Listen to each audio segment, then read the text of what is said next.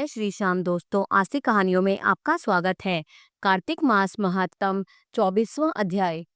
ऋषि पूछने लगे, हे सूत जी, बड़े आश्चर्य की बात है कि अदिति अग्नि में नहीं जली। तब सूत जी ने कहा, इसमें आश्चर्य की कोई बात नहीं।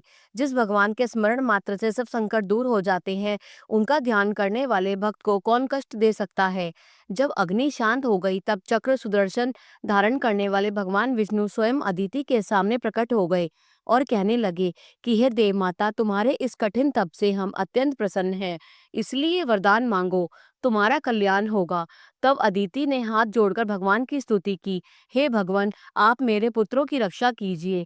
हे भगवान, आप अंतर्यामी हैं, सभी कुछ जानते हैं, अतएव मेरे पुत्रों को अकंटक राज्य दीजिए।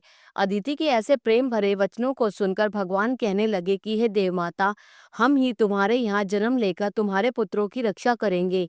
कुछ समय बाद अदिति ने शंख चक्र गदा पद्म तथा कमंडल धारण किए हुए हजारों सूर्यों के समान तेज वाले कमल नयन पीतांबरधारी मुनियों द्वारा स्तुति किए गए दैत्यों के नाशकर्ता भक्तों के प्रिय वामन भगवान को पुत्र रूप में देखा।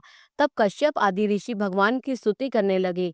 जो कोई वामन भगवान के स्तोत्र का नित्य पाठ करता है, वह सदैव निरोगी रहकर सर्व संपदा प्राप्त करता है।